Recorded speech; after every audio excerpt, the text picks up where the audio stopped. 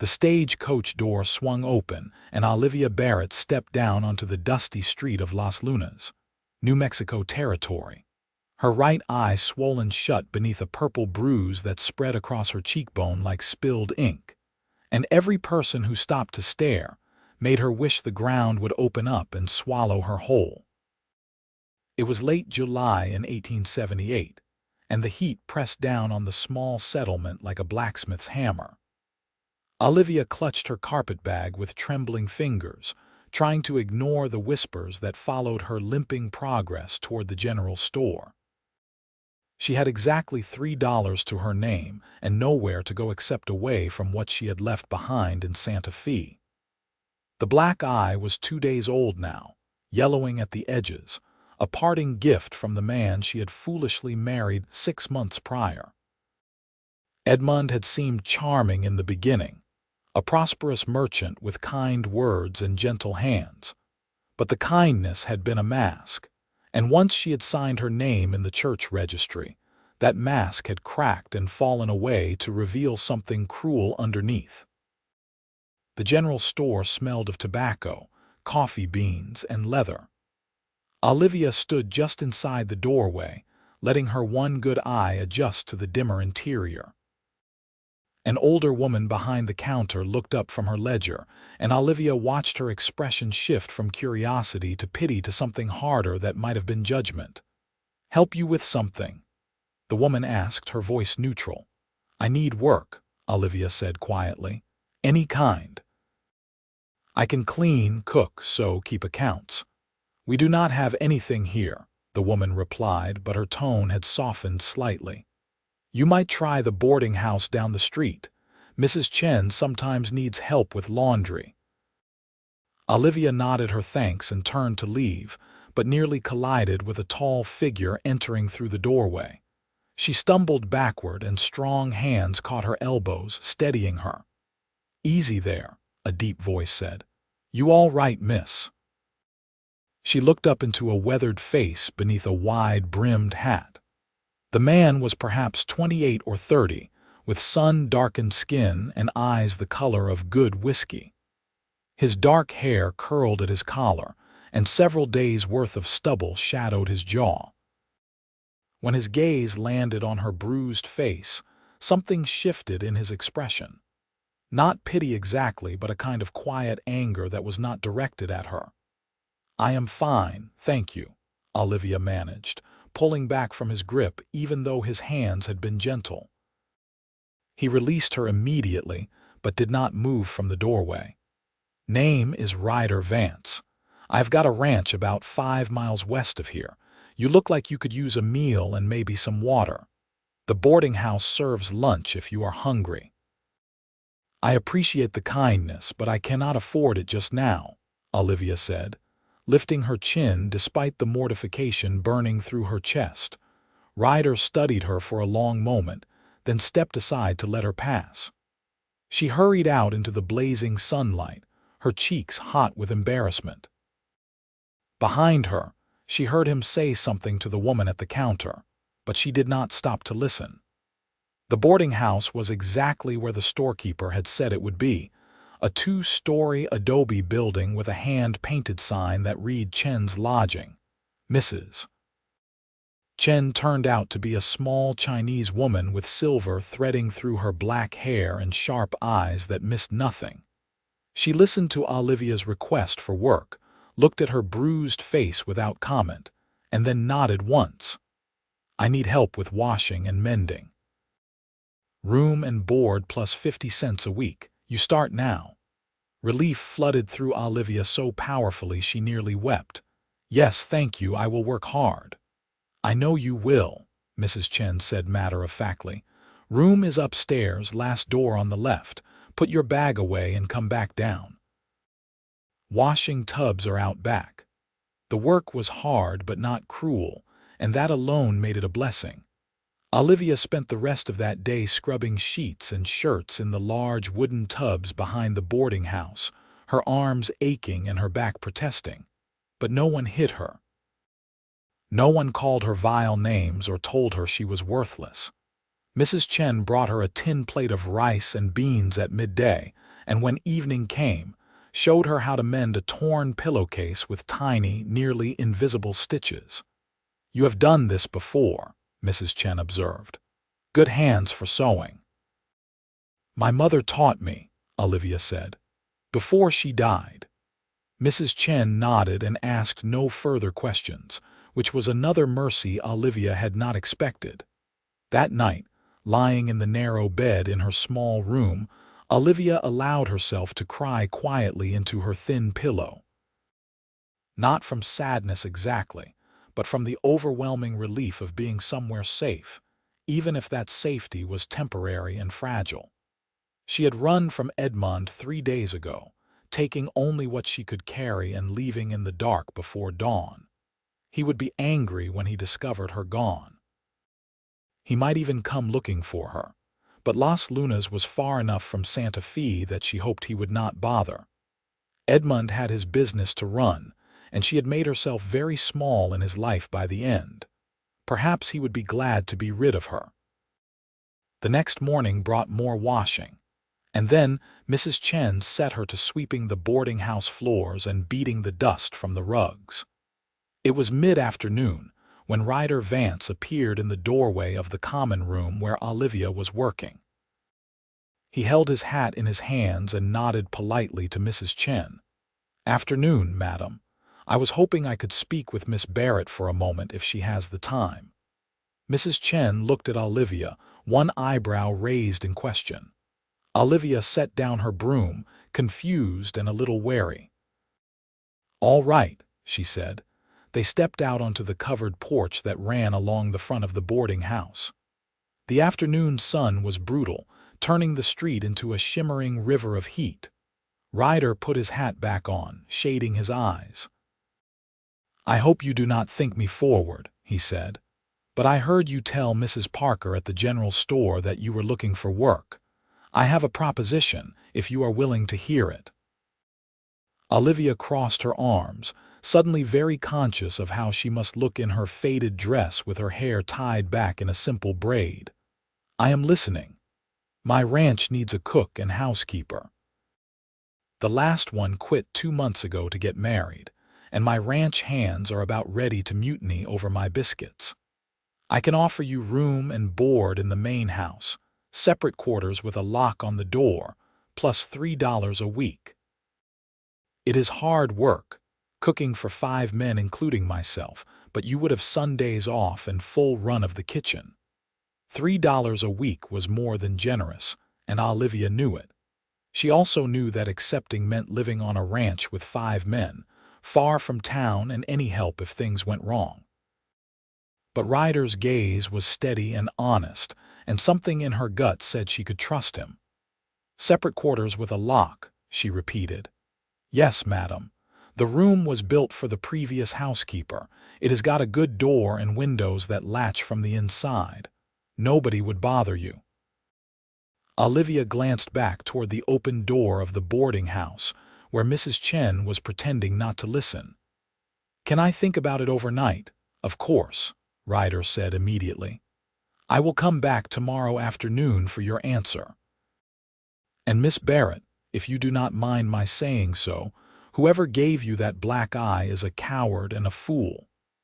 He settled his hat more firmly on his head, nodded once, and walked away toward a sturdy bay horse tied at the hitching post. Olivia watched him mount up and ride out of town, her thoughts churning. That evening she asked Mrs. Chen about him. "Ryder Vance." Mrs. Chen set down her teacup and considered. "Good man. His father had the ranch before him, died of pneumonia 3 winters back. Ryder runs cattle and breaks horses, sells to the army sometimes. He pays his bills on time and does not drink to excess. I have never heard anyone speak ill of him. He said he needs a cook." "Then he is desperate," Mrs. Chen said with the ghost of a smile. "His biscuits could break teeth." "You are considering his offer. It is more money," Olivia said slowly. "And I need to save as much as I can." Mrs. Chen studied her across the small kitchen table. "You are running from something, someone. It is not my business and I will not pry, but I will tell you this. If you are afraid of Ryder Vance, do not be. If you are afraid someone might find you out there, that is a different matter. A ranch is isolated, but Ryder and his men would not let harm come to you. They are rough around the edges, cowboys and drifters, but decent enough. Olivia nodded slowly, absorbing this. She had been afraid for so long now that it had become a constant companion, sitting on her shoulder and whispering warnings. But she could not let fear rule her forever. She needed money to build a new life, and $3 a week would get her there faster than 50 cents. When Ryder returned the next afternoon, she was waiting on the porch with her carpet bag. "I accept your offer, Mr. Vance." His face broke into a genuine smile, the first she had seen from him. It changed his whole appearance, softening the hard lines around his eyes. "I am glad to hear it. Please call me Ryder. We are not formal out at the ranch, and I will call you Miss Olivia if that suits you." "Just Olivia is fine." "Olivia it is, then." He helped her up onto his horse, then swung up behind her, keeping a respectful distance as they rode out of Las Lunas. The landscape was stark and beautiful in its own way, all red earth and scrubby vegetation beneath that endless blue sky. Olivia had lived in cities most of her life, first Albuquerque where she was born, then Santa Fe after her marriage. This raw openness was foreign to her, but not unpleasant. "Tell me about the ranch," she said, more to fill the silence than from real curiosity. "We run about 200 head of cattle, plus I break and train horses on the side. Got 4 hands who work for me. There is Tom, he is the oldest, been with my father since I was a boy. Then there is Jake and Samuel, brothers from Texas. And Carlos, who is the best hand with horses I have ever seen. They are good men, Olivia. They will be respectful, and if they are not, they will answer to me." There was a protective edge in his voice that made something warm unfurl in Olivia's chest. She was not used to anyone standing up for her. The ranch appeared as they crested a low rise, a collection of buildings nestled in a shallow valley. The main house was adobe like most structures in the territory, but well-maintained with a covered porch running along the front. There was a large barn, a bunkhouse, several corrals, and various other outbuildings she could not identify from this distance. Ryder rode directly up to the main house and dismounted, then helped her down. Her legs were shaky from the ride, and she was grateful for his steadying hand. "Let me show you your room first, then I will introduce you to the men."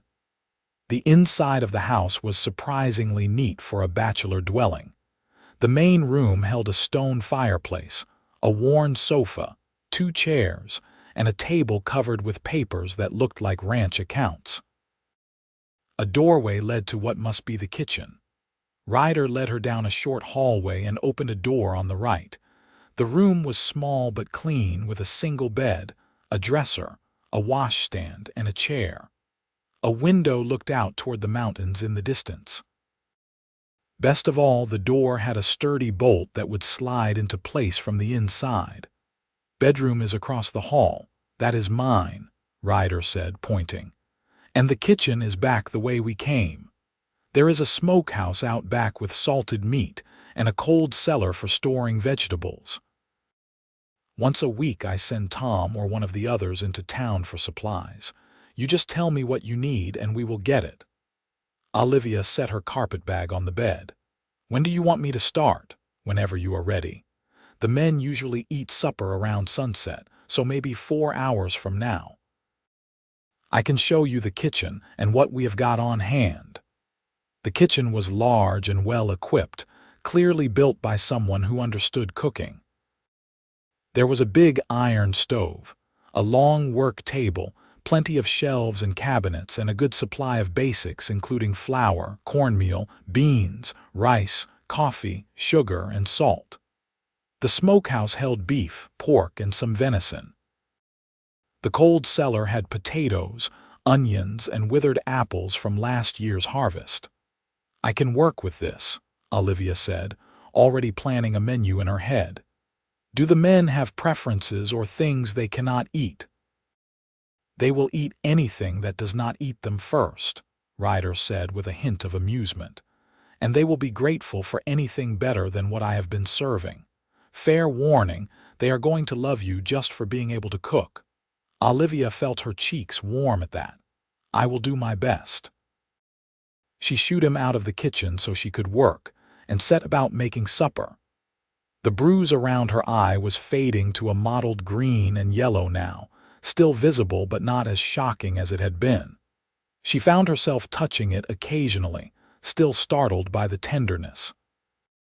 By the time the sun was lowering toward the horizon, she had beef stew simmering in a large pot, biscuits baking in the oven, and coffee percolating on the back of the stove. The smells alone were enough to draw the ranch hands toward the house. They came in one by one, taking off their hats and trying not to stare too obviously at her face. Tom was indeed older, probably in his 50s, with gray in his beard and kind eyes. Jake and Samuel were both in their 20s, sunburned and lanky. Carlos was perhaps 25, quiet and watchful. "Boys, this is Olivia Barrett, our new cook," Ryder said, leaning against the kitchen doorframe. "You will treat her with respect and mind your manners, or you will answer to me. Understood?" A chorus of "yes, sir" followed, and then Tom said, "Madam, I do not know what you are cooking, but it smells like heaven." Olivia managed a small smile. "Beef stew and biscuits, nothing fancy." "Nothing fancy," Samuel repeated with wonder. "Madam, if this is what you call nothing fancy, I cannot wait to see what fancy looks like." They ate at the long table in the main room, and Olivia served them from the kitchen, filling bowls and plates and keeping the coffee coming. The men devoured everything with an enthusiasm that was gratifying, and when Tom asked if there might be more biscuits, she brought out the second batch she had been keeping warm. "Miss Olivia," Jake said, pushing back from the table with a contented sigh, "you are a miracle worker."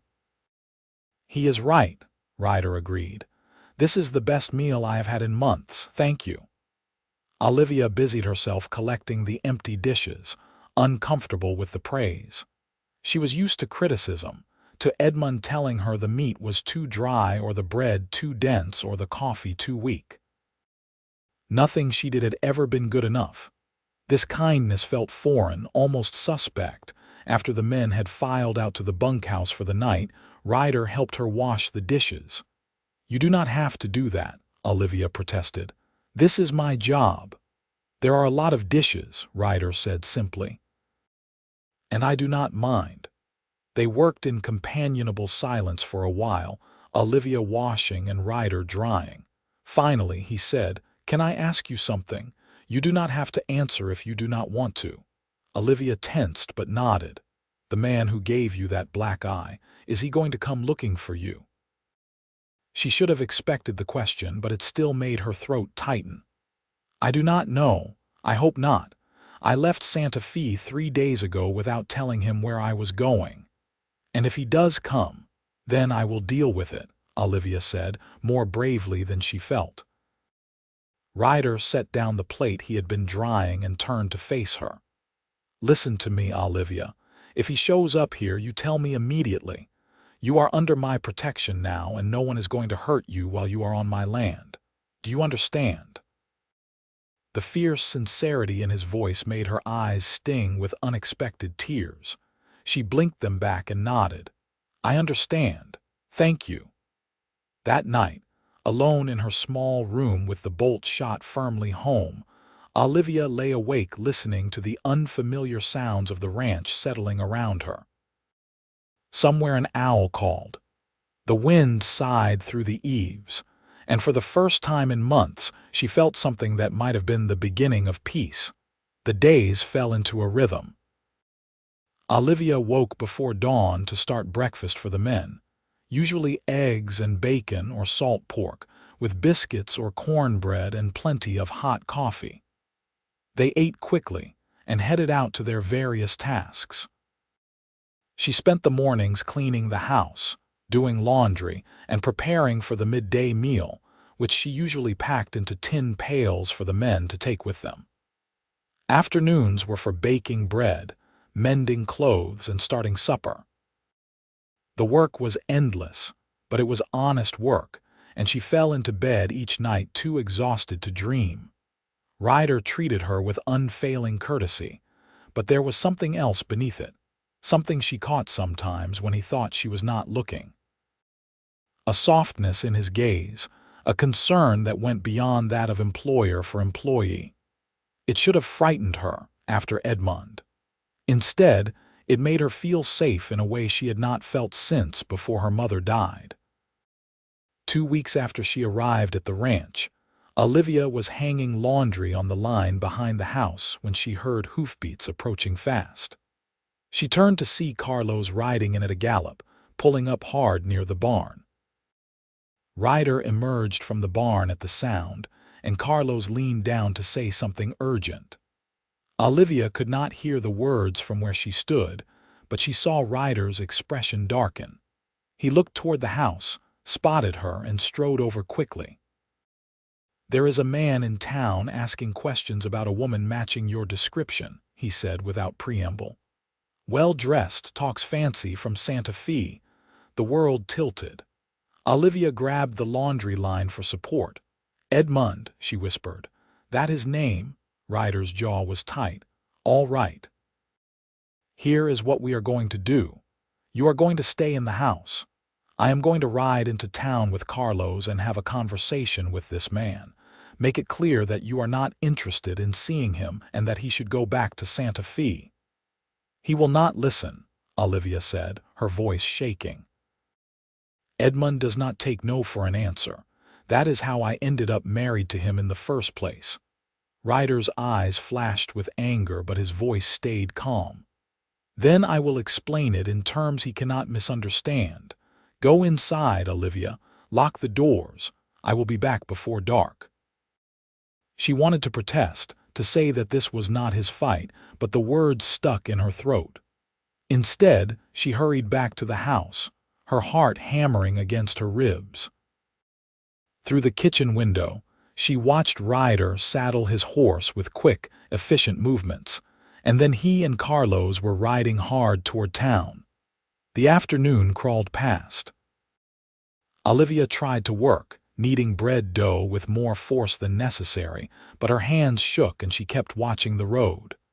Tom came back to the ranch mid-afternoon, and when she told him what was happening, his weathered face grew stern.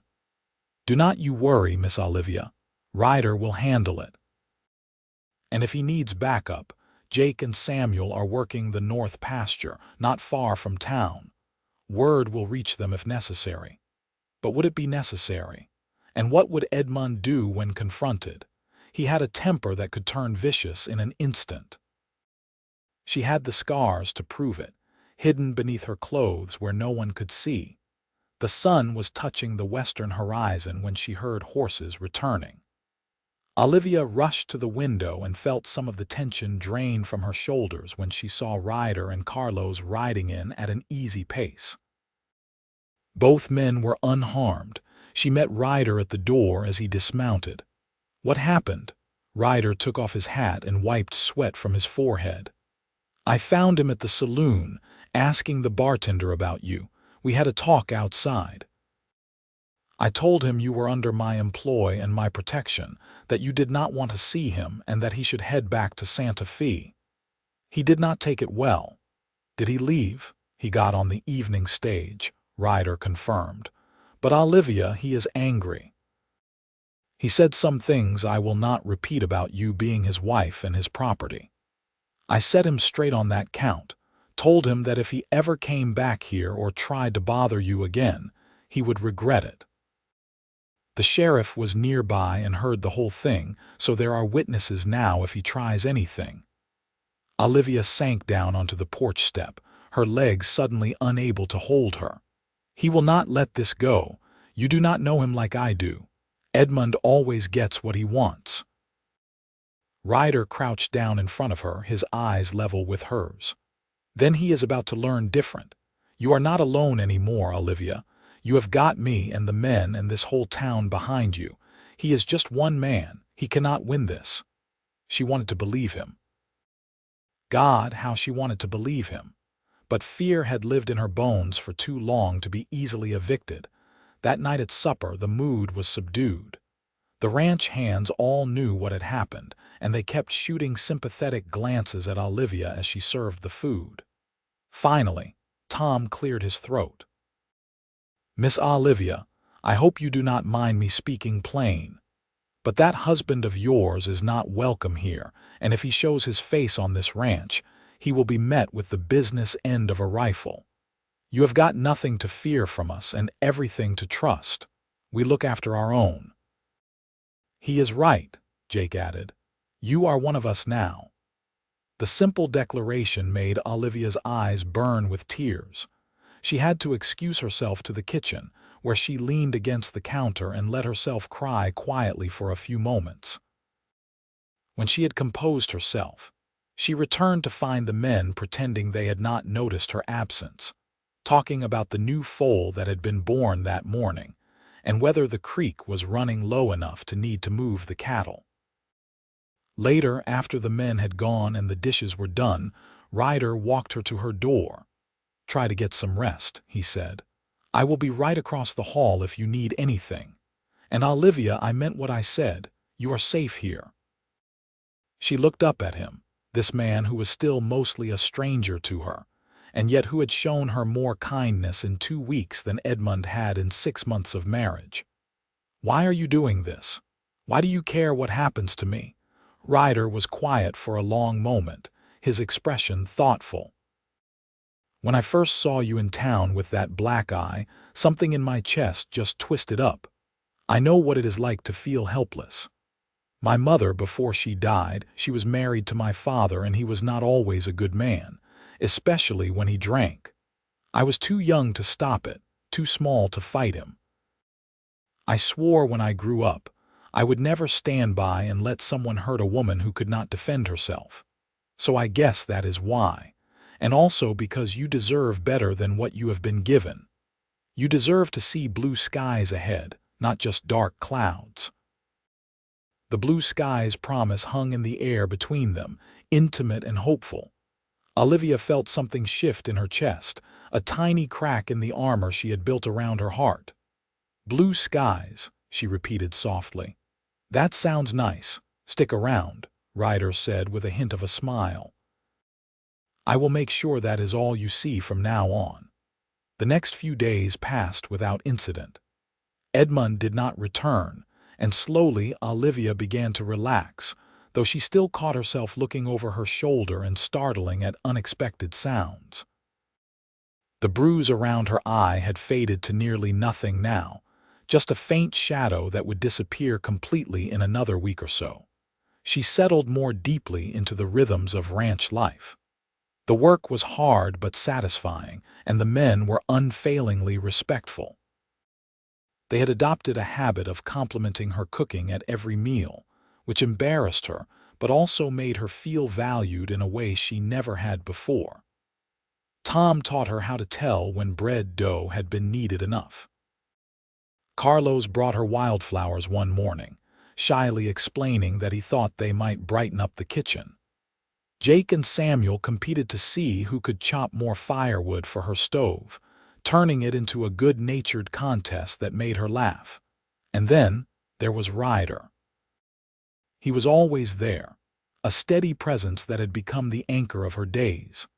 He talked to her while she cooked, telling her stories about the ranch and his childhood, about his father's hard edges and his mother's quiet strength. She found herself opening up in return, sharing memories of her own mother, her lonely childhood as an only child, the whirlwind courtship with Edmund that had seemed romantic at the time but in hindsight had been full of warning signs she had ignored. "He told me I was special," she said one evening, peeling potatoes while Ryder sat at the kitchen table mending a bridle. "He said he had never met anyone like me, that I was beautiful and clever and everything he had ever wanted. I believed him because I wanted so badly to be those things." My mother had just died, and I was alone and grieving, and he seemed like the answer to everything.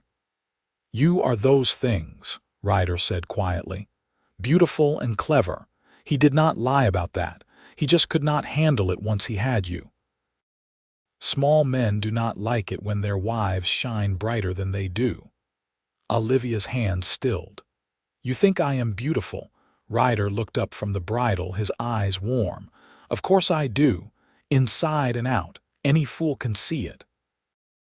The moment stretched between them, charged with something Olivia was afraid to name.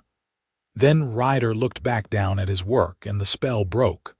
But after that, things felt different between them. There were more lingering glances, more accidental touches as they worked side by side in the kitchen. Olivia found herself thinking about him at odd moments, remembering the sound of his laugh or the way his eyes crinkled at the corners when he smiled. It terrified her, this growing attachment. Edmund had taught her that love was dangerous, that opening your heart meant giving someone the power to destroy you. Yet Ryder was nothing like Edmund. He never raised his voice in anger. He asked her opinion about things and actually listened to her answers. He noticed when she was tired and sent her to rest. He had never once touched her without permission, never crowded her or made her feel trapped. One Sunday, her day off, Ryder asked if she would like to go riding with him. There is a place up in the hills I think you would like. Beautiful view. We could pack a lunch, make a day of it. Olivia hesitated, but only for a moment. I would like that, but I should tell you I am not much of a rider. We did not have horses in the city. That is all right. I've got a gentle mare that would suit you. Daisy is her name, and she has got the temperament of a saint. Daisy turned out to be a sweet-natured palomino who tolerated Olivia's inexperience with patient grace. Ryder saddled both horses and helped Olivia mount, his hands warm and sure at her waist. They rode out slowly, Ryder keeping his horse close to hers and offering quiet instruction on how to sit properly, how to hold the reins, how to guide Daisy with gentle pressure from her legs. The landscape opened up as they climbed higher into the hills, all red rock and twisted juniper trees beneath that impossible blue sky. Olivia felt something loosen in her chest, a tightness she had not even realized was there. Up here, the air was cleaner somehow, the world bigger and full of possibility. Ryder led them to a rocky outcrop that overlooked the valley below. The ranch was visible in the distance, small and neat. Beyond it, the land rolled away in shades of rust and gold and green, stretching all the way to the mountains on the horizon. This is where I come when I need to think, Ryder said, dismounting and then helping her down. Puts things in perspective, seeing how big the world is. They spread a blanket on the rocks and unpacked the lunch Olivia had prepared that morning. Fried chicken, fresh bread, cheese, apples, and a jar of lemonade. They ate in comfortable silence, listening to the wind whisper through the rocks and the distant call of a hawk. Can I ask you something? Olivia said eventually, anything. Why have you never married? You are a good man, Ryder. You have got this ranch a good reputation. Surely women must have been interested. He smiled a little ruefully. A few, maybe, but running a ranch does not leave much time for courting. And I guess I was waiting for the right person, someone who understood that this life is hard and isolated, but also beautiful. Someone who would not mind that I smell like horses half the time and my hands are always rough from work. I do not mind those things, Olivia said softly. Ryder turned to look at her, and the expression on his face made her breath catch. No, I do not suppose you do. He reached out slowly, giving her time to pull away, and brushed a strand of hair back from her face. His fingers lingered against her cheek, gentle as a whisper. Olivia leaned into the touch without meaning to, her eyes drifting closed. I am falling for you, Ryder said, his voice rough with emotion. I know I should not. I know you have been through hell and the last thing you need is someone pushing their feelings on you. But I cannot help it, Olivia. You have gotten under my skin, into my heart, and I do not know what to do about it except tell you the truth. Olivia opened her eyes, meeting his gaze. I am falling for you too, she whispered, and it scares me to death.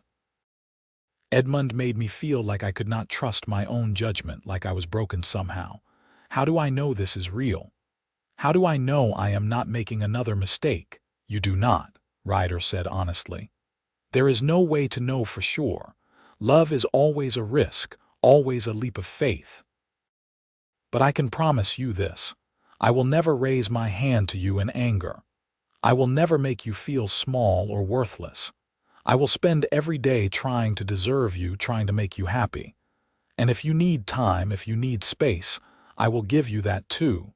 No pressure, no expectations. Just honesty and patience and whatever you are willing to give.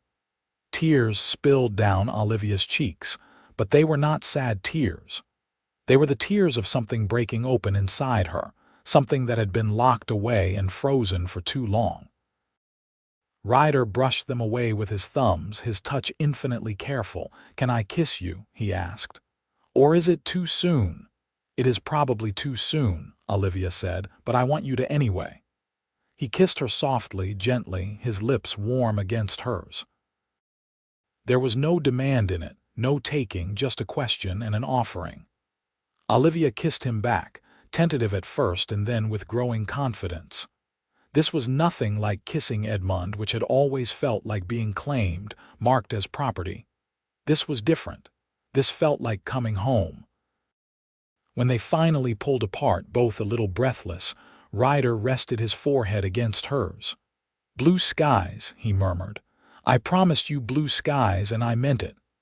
I believe you, Olivia whispered back. They stayed up on the ridge until the sun began its descent toward the western horizon, talking about everything and nothing.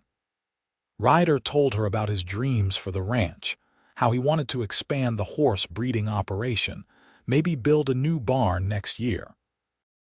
Olivia told him about her secret love of reading, how she had spent every spare penny she could hide from Edmund on books, which she had been forced to leave behind when she fled.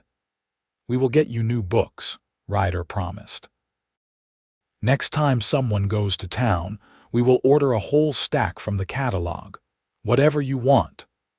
It was such a simple thing, but it made Olivia want to cry again. The idea that she could have things she wanted, not just things she needed, that her happiness mattered to someone. They rode back to the ranch as the long summer twilight was fading to dusk. The ranch hands were already at the bunkhouse, giving Ryder and Olivia privacy as they unsaddled the horses and put them away for the night. Inside the house, Ryder walked her to her door as had become his habit. Thank you for today, Olivia said. It was perfect.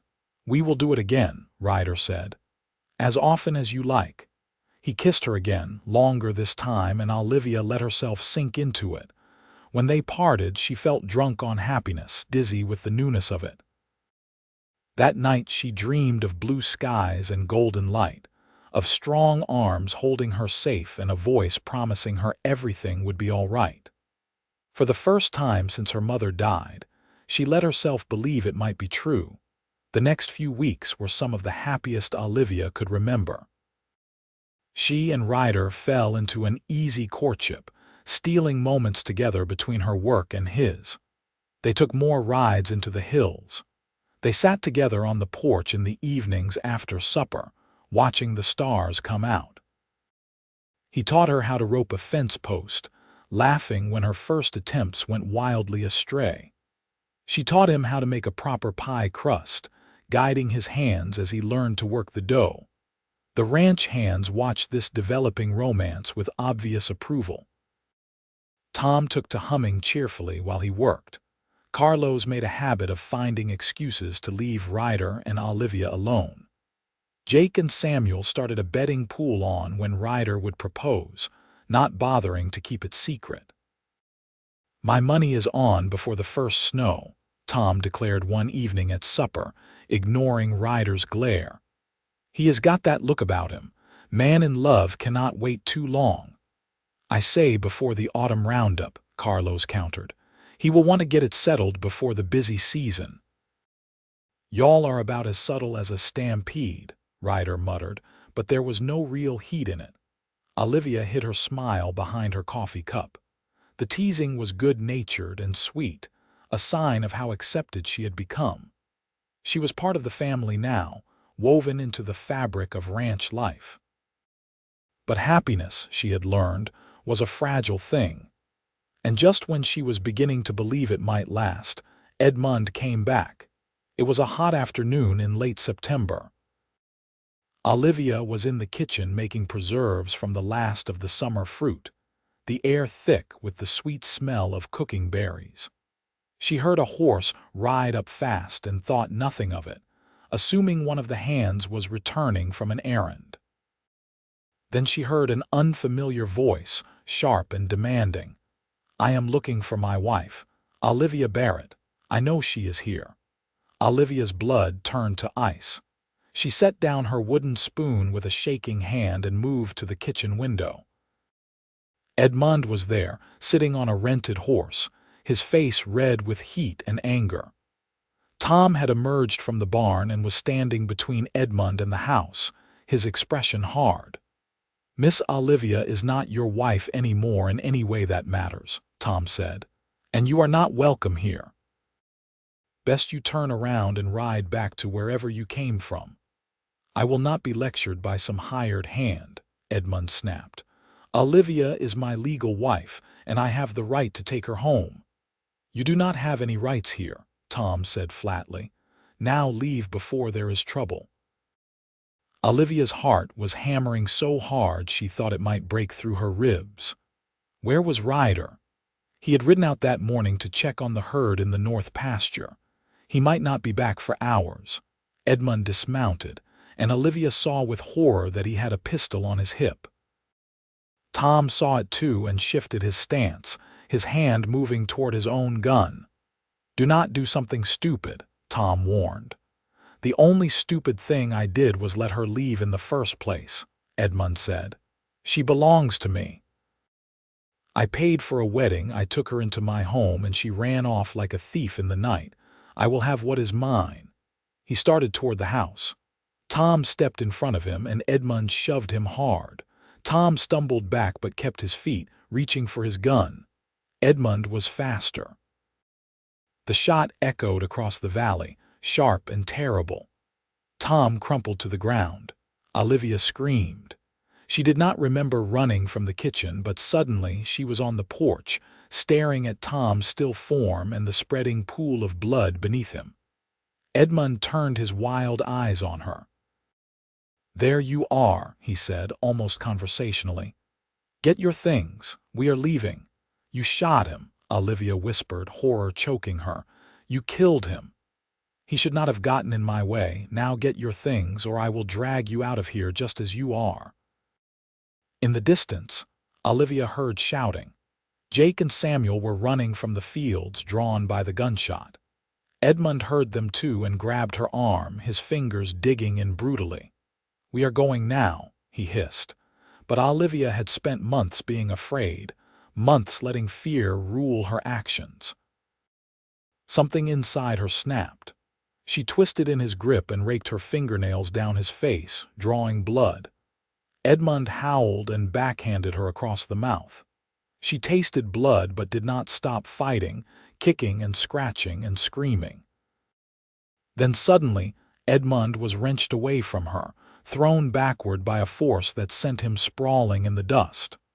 Ryder stood there, his face a mask of fury, his fists clenched.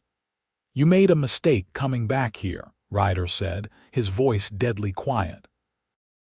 Edmund scrambled for his gun, but Ryder was on him before he could draw it, knocking the pistol away and landing a punch that snapped Edmund's head back.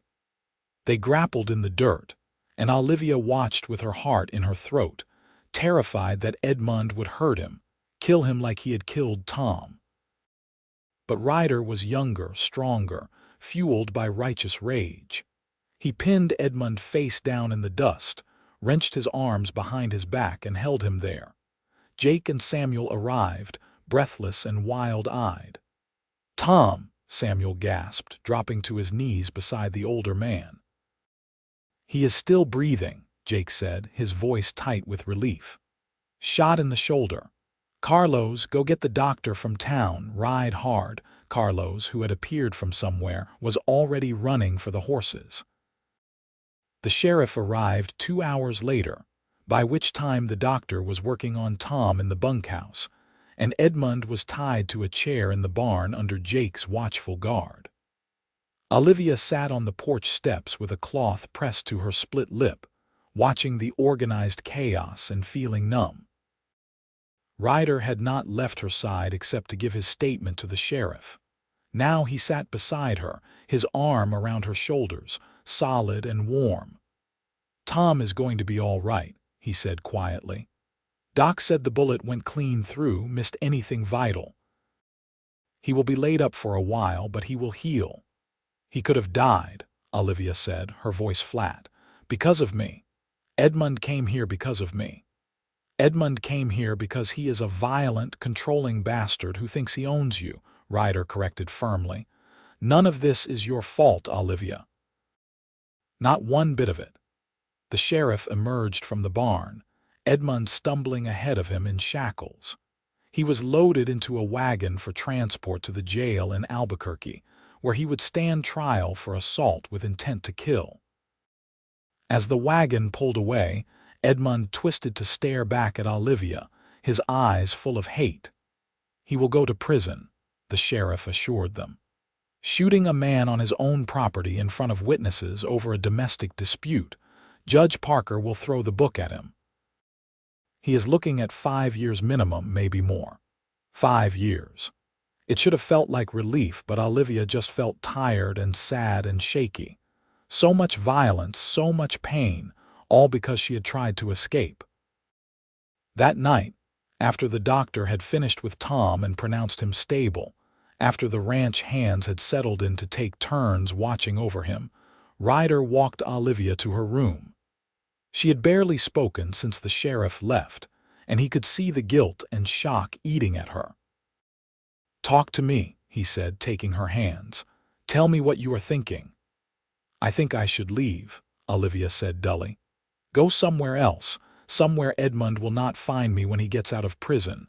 I brought this trouble to your door, Ryder. Tom almost died because I am here." "No," Ryder said fiercely. "Absolutely not. Tom almost died because Edmund is a monster. You are not responsible for what that man did. And you are not running again, Olivia. This is your home. You belong here with me, with all of us. We are a family, and we do not abandon each other when things get hard." "He will come back," Olivia whispered. "In 5 years or 10 or whenever they let him out. He will come back, and I will never be safe." Ryder cupped her face in his hands, forcing her to meet his eyes. 5 years is a long time. A lot can change in 5 years, and when that time comes, if he is foolish enough to show his face here again, we will deal with it together. But I am not letting you go, Olivia. I love you. I am in love with you so deep I cannot see the bottom. And I am asking you to stay. Marry me. Be my wife, not his.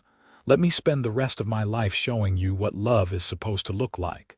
Tears streamed down Olivia's face. "I am so broken, Ryder. I am damaged goods. You deserve someone whole, someone without all this baggage and fear." "You are not broken," Ryder said, his voice rough with emotion. "You are strong. You survived something terrible and came out the other side. That is not damage, that is courage. And I do not want anyone else. I want you exactly as you are." Olivia let out a sob and threw her arms around his neck, holding him tight. "I love you," she said against his shoulder. "I love you so much it terrifies me." "Then marry me," Ryder said, pulling back enough to look at her. "Say yes. Let me make you happy. Let me give you those blue skies I promised." "Yes," Olivia whispered. "Yes, I will marry you." He kissed her then, deep and thorough, pouring everything he felt into it. When they finally broke apart, both were crying and laughing at the same time. They were married 3 weeks later in a simple ceremony at the small church in Las Lunas. Tom was there, his arm in a sling, grinning broadly. The ranch hands cleaned up and wore their best clothes, acting as witnesses. Mrs. Chen brought a beautiful cake. Half the town turned out, these people who had embraced Olivia as one of their own. The priest who married them was an elderly man with kind eyes. He asked Ryder if he would take Olivia as his lawful wife, to love and cherish her all his days. Ryder's "I do" was firm and clear, his eyes never leaving hers. When it was Olivia's turn, she looked at the man standing before her, this cowboy who had promised her blue skies and delivered on that promise every single day. "I do," she said, and meant it with every fiber of her being. They exchanged simple gold bands, and when the priest pronounced them husband and wife, Ryder kissed her with such joy and tenderness that Olivia felt her last remaining walls crumble to dust. This was what love was supposed to feel like, safe and wild at the same time. Grounding and freeing all at once, the reception was held at the boarding house where Mrs. Chen had prepared a feast. There was dancing and music and laughter. Tom gave a toast that made everyone cry and then laugh. Carlos presented them with a hand-carved wooden box he had made, perfect for storing keepsakes. Jake and Samuel performed a truly terrible but enthusiastic rendition of a popular song, which had everyone in stitches. As the sun set and the party continued, Ryder pulled Olivia outside onto the porch. The sky was ablaze with color, orange and pink and gold fading to deep blue.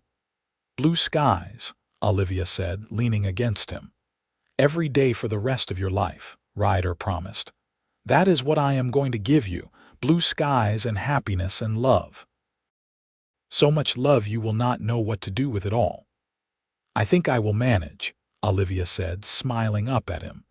They rode back to the ranch under a sky full of stars, and for the first time in longer than she could remember, Olivia felt no fear. Just peace and joy, and an overwhelming sense of coming home. The first year of their marriage was not without its challenges.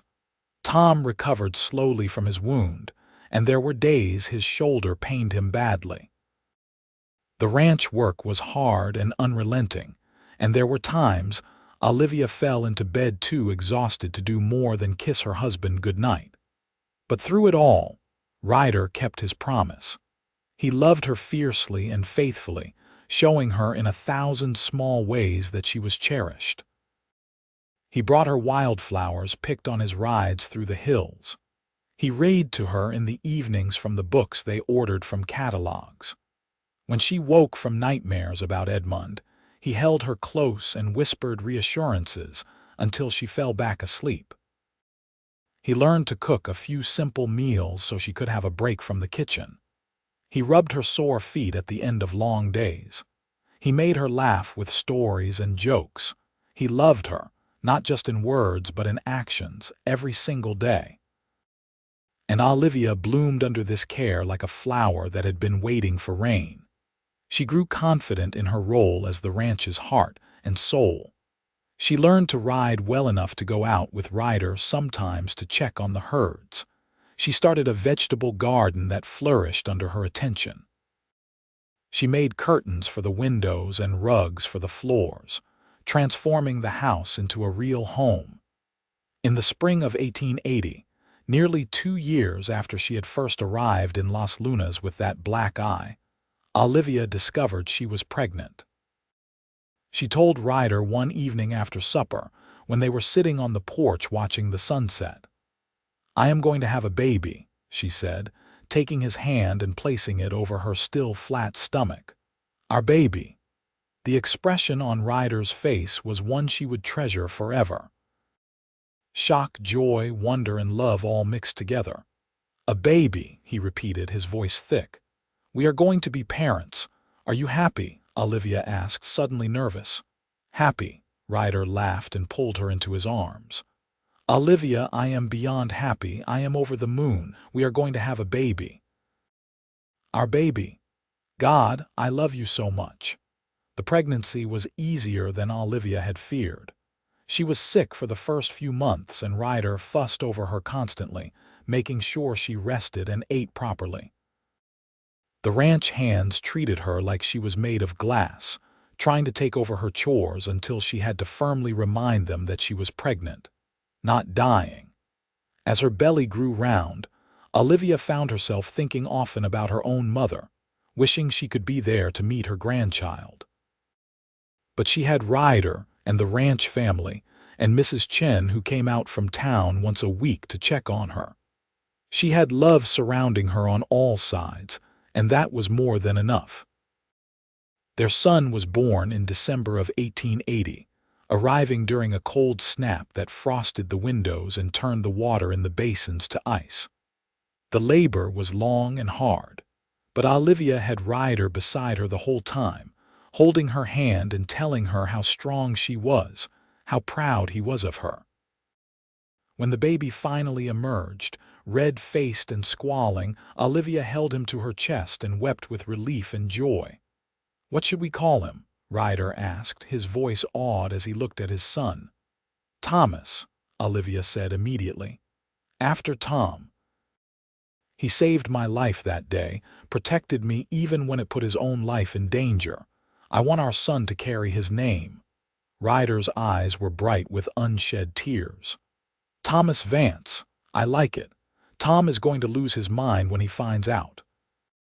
Tom did indeed lose his mind, stammering and blushing and looking like he might cry. You did not have to do that, he kept saying. That is too much of an honor.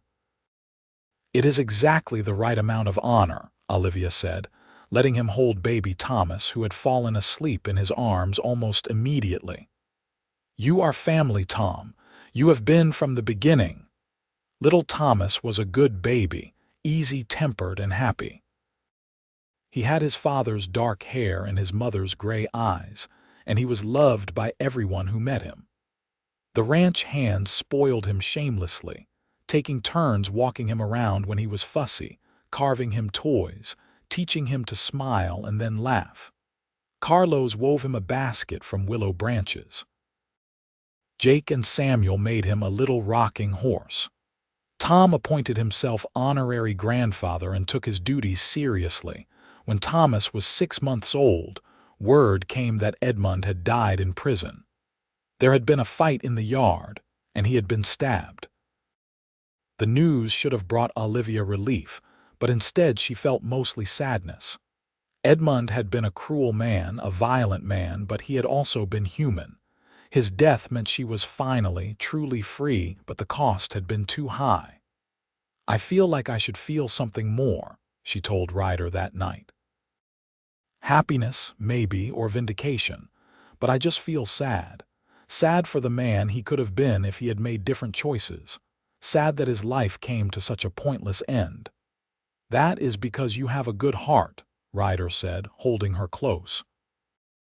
You do not rejoice in anyone's suffering, not even someone who hurt you. It is one of the things I love most about you. With Edmund's death, the last shadow hanging over their happiness dissolved. Olivia felt lighter, freer, as if she had been carrying a weight she had not realized was there. She threw herself into life with renewed energy, raising their son, running the household, being a wife and partner to Ryder in every sense of the word. 3 years later, in 1884, their second child arrived, a daughter they named Rose. She had her mother's blonde hair and her father's easy smile, and she was as fierce as her brother was gentle. Where Thomas was content to sit and play quietly, Rose was into everything, climbing and exploring and keeping everyone on their toes. She is going to be a handful, Ryder said fondly, watching 2-year-old Rose toddle determinedly after the chickens in the yard. She is going to be magnificent, Olivia corrected, scooping up her daughter before she could actually catch one of the chickens, which would have ended badly for everyone. Tom had retired from active ranch work by then, his wounded shoulder having never fully healed, but he stayed on as a sort of foreman and general advisor. Jake had met a girl in town and gotten married, bringing his wife Maria to live on the ranch. Samuel had drifted on to California, promising to write but never quite getting around to it. Carlos was still there, now the head hand, running the day-to-day operations with quiet efficiency. The ranch had prospered under Ryder's management. The horse breeding program had taken off, and they were now selling trained mounts to the Army and to ranches as far away as Texas. The cattle herd had grown to nearly 400 head. They had built a new barn, expanded the house to include 2 more bedrooms and a proper parlor, and purchased the adjoining land when it came up for sale. But more than the material success, it was the happiness that defined those years. Olivia would look around the supper table at her growing family, at the faces of the people she loved, and feel almost overwhelmed by gratitude. This life, these people, this joy, it had all seemed impossible when she stepped off that stagecoach with a black eye and $3 to her name. In 1886, their 3rd child arrived, another boy they named William after Ryder's father, a peace offering of sorts to the complicated memory of the man who had been both flawed and loved. William was quieter than his siblings, thoughtful and observant, content to watch the world rather than charge into it like Rose. By then, Thomas was nearly 6, smart and curious, and already learning to read. He followed Ryder everywhere, absorbing everything about ranch life like a little sponge. Rose was 4, wild and joyful, equally comfortable helping her mother in the kitchen or trailing after the ranch hands to see what they were doing. The house was full of noise and laughter and the beautiful chaos of children. Olivia had her hands full, but she loved every exhausting moment of it. This was the life she had never imagined she could have. This was the blue sky Ryder had promised her, vast and endless and full of light. One evening in late summer, after the children had been tucked into bed and the house had finally quieted, Ryder and Olivia sat on the porch watching the stars come out. It had become their ritual, this quiet time together at the end of long days. "You remember the first time I saw you?" Ryder asked, taking her hand and lacing their fingers together. "You were in the doorway of the general store, trying so hard to hold your head up despite that bruise. You looked so lost and so brave at the same time. I knew right then that you were special." "I thought you were just another cowboy who felt sorry for me," Olivia admitted. "I could not imagine why you were being kind. I had forgotten what kindness looked like." "And now?" Ryder asked, bringing her hand to his lips. "Now I am drowning in it," Olivia said, smiling at him. "In the best possible way. You gave me everything, Ryder. A home, a family, a life worth living. You kept your promise about the blue skies." "We still have a lot of blue skies ahead," Ryder said. "Years and years of them. Growing old together, watching our kids grow up, maybe grandkids someday." "I cannot wait for all of it." "Neither can I," Olivia said softly. The years continued to unfold, each one bringing its own joys and challenges. They weathered a drought that tested the ranch's resources, a hard winter that killed some of their herd, the everyday struggles of raising children and running a business. But they faced it all together, Ryder and Olivia, partners in every sense of the word. Thomas grew into a serious young man with his father's sense of responsibility and his mother's sharp mind. At 16, he was already a capable ranch hand, talking about the future and his plans to expand the horse breeding operation even further. Rose, at 14, was everything they had predicted and more. She was fearless and opinionated, able to outride most of the hands and not afraid to speak her mind. She had declared her intention to go to school in Albuquerque, to learn about business and bookkeeping so she could help run the ranch's financial side. Olivia and Ryder supported her ambitions fully, proud of her determination. William, at 12, had discovered a talent for drawing and spent hours sketching the ranch life around him. His detailed drawings of horses, cattle, and landscapes were remarkably good, and Ryder had quietly started setting aside money for art lessons. In 1892, when Thomas was nearly 12 years from that winter birth in December 1880, a fourth child surprised them, a daughter they named Catherine. By then, Olivia was 34 and had thought she was done having babies, but Catherine arrived healthy and squalling, and the whole family fell in love with her immediately. "Our unexpected blessing," Ryder called her, rocking his infant daughter with the practiced ease of an experienced father. Tom had passed away peacefully in his sleep the year before Catherine's birth, at the age of 72.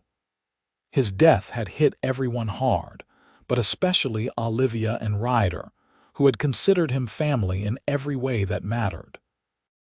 They buried him in the small cemetery outside Las Lunas, and young Thomas, named in his honor, had spoken at the funeral with a poise and dignity that made his parents proud.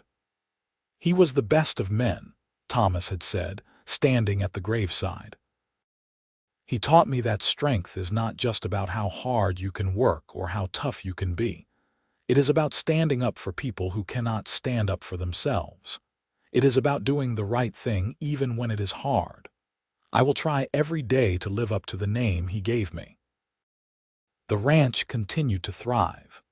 Carlos eventually married a widow from town and brought his stepson to work on the ranch, ensuring there would be another generation to carry on. Jake and Maria had 4 children of their own, and their family remained close to the Vance family, their lives intertwined by years of shared work and friendship. As the new century approached, Ryder and Olivia found themselves in the enviable position of watching their children grow into remarkable adults. Thomas had indeed expanded the horse operation and was making a name for himself as a breeder of quality stock. Rose had gone to school in Albuquerque and returned with new ideas about record-keeping and financial management that were revolutionizing the ranch's business side. William's art had garnered attention, and he was selling paintings to wealthy ranchers and businessmen throughout the territory. Young Catherine was only 8, but showed signs of inheriting her mother's gift for cooking and her father's head for business. In 1900, when Olivia was 42 and Ryder was 47, they celebrated their 20th wedding anniversary with a party that brought together everyone from miles around. The house and yard were full of people, music, food, and laughter. Their children had organized everything, presenting their parents with gifts and tributes that brought tears to both Ryder and Olivia's eyes. Late in the evening, when most of the guests had gone home and only family remained, sitting around the porch and talking quietly, Thomas stood up and raised his glass. "I want to say something," he said, and everyone quieted.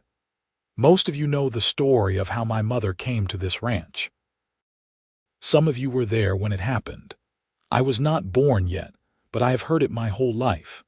How she arrived in Las Lunas with nothing but a carpet bag and a black eye, running from a man who hurt her. How my father saw her and knew he had to help, had to protect her. How he promised her she would only see blue skies from then on." He paused, looking at his parents with obvious affection. "I think about that promise a lot, about how big it was, how impossible it must have seemed, but Dad kept it. Every single day he has kept that promise. And Mom, you took that promise and built a life from it. You built this family, this home, this legacy. You both did that together. So I want to toast to blue skies. May we all have them. May we all be brave enough to make that kind of promise and strong enough to keep it. To blue skies, everyone echoed, raising their glasses. Ryder and Olivia stood together, his arm around her waist, her head on his shoulder, surrounded by the family and life they had built. It had been 22 years since that hot July day when Olivia stepped off the stagecoach with her bruised face and frightened heart. 22 years of hard work and harder choices, of joy and sorrow, of challenges met and obstacles overcome. But through it all, there had been love. Fierce, steadfast, unwavering love. The kind of love that transformed pain into strength, fear into courage, darkness into light. "Blue skies," Olivia murmured, looking up at her husband. "Always," Ryder promised, kissing her forehead. "For you always." And when she looked up at the vast New Mexico sky, star-studded and infinite, Olivia knew it was true. The darkness of her past had given way to the brilliant light of her present and future. She was safe, loved, cherished. She was home. The blue skies Ryder had promised her that first day were not just a metaphor or an empty comfort. They were real as the land beneath her feet and the family surrounding her. They were the life she had built from ashes, the happiness she had earned through surviving and trusting and daring to love again. She had arrived with a black eye, broken and afraid. But the cowboy who had promised her blue skies had kept his word, and in doing so had given her everything.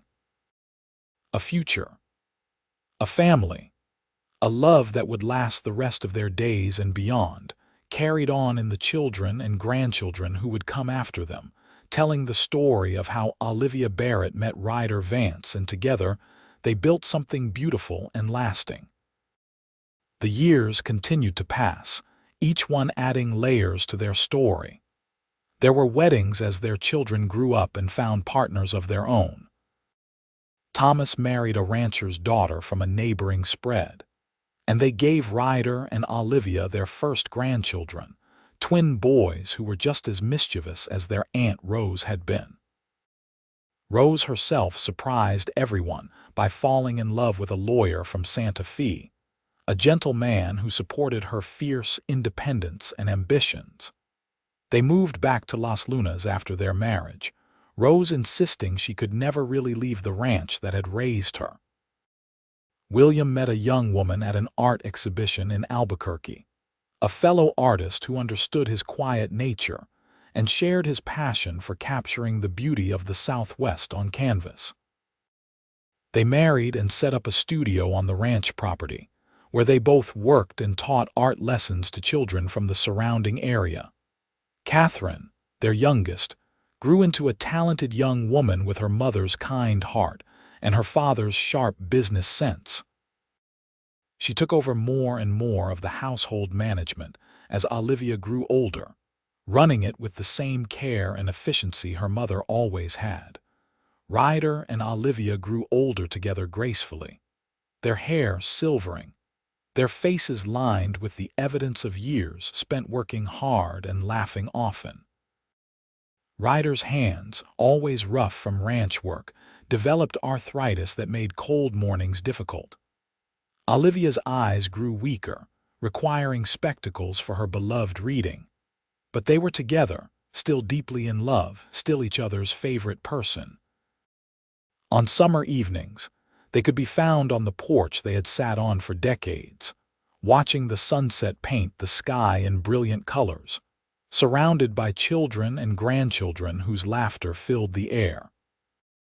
The ranch had passed primarily to Thomas's management now, though Ryder still consulted on major decisions and could not quite bring himself to stop checking on the horses every morning.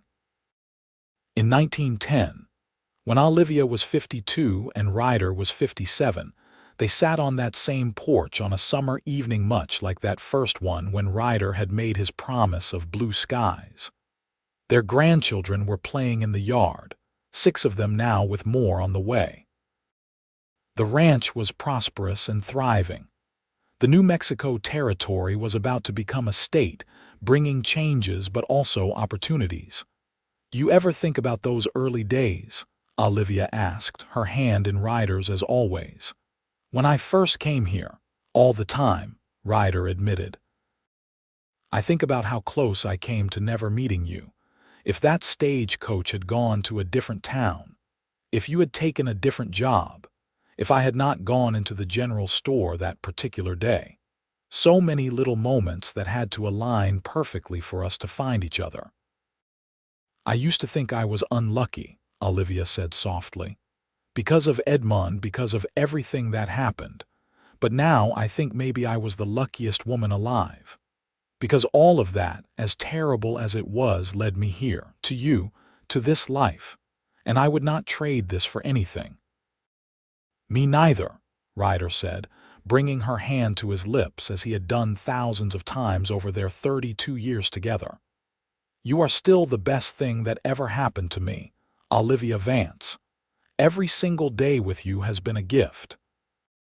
They sat in comfortable silence for a while, listening to their grandchildren play, watching the sky turn from blue to gold to pink. Somewhere in the house, Catherine was cooking dinner, and the smells drifting through the open windows were mouth-watering. Thomas was in the barn with his sons, teaching them how to care for a new foal. Rose and her husband were expected for dinner, along with William and his wife. The house would be full and noisy and chaotic, exactly the way Olivia loved it. "Blue skies," she said, looking up at the endless expanse above them. "You kept your promise, Ryder Vance. Every single day, blue skies." "And I will keep on keeping it," Ryder said, "for as long as we both shall live." "That is what love does, Olivia. It keeps its promises. It shows up every day. It turns black eyes into blue skies, and fear into hope, and loneliness into family." As the sun finally dipped below the horizon, and the first stars began to appear, their children and grandchildren gathered for dinner. The long table was crowded with people and food and love, exactly as it should be. Ryder sat at one end, Olivia at the other, their eyes meeting across the chaos with perfect understanding and contentment. This was what they had built together.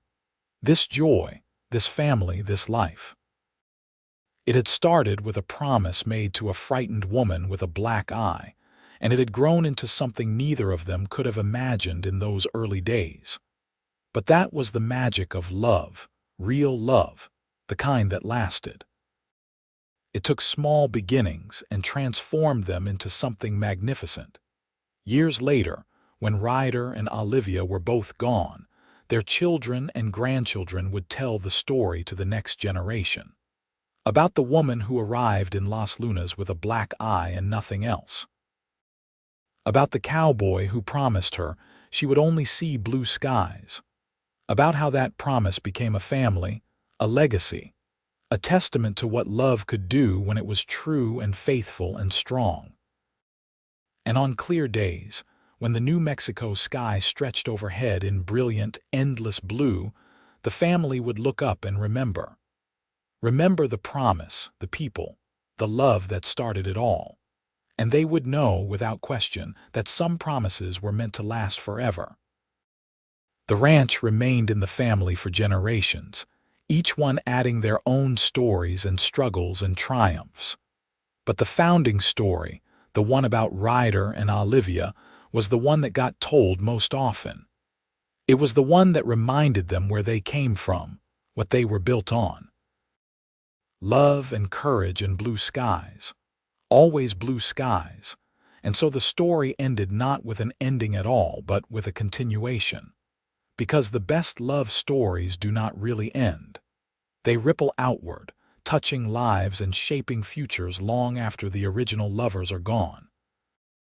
They become legends, then family lore, then the foundation on which new loves are built. Ryder kept his promise. Olivia built a life.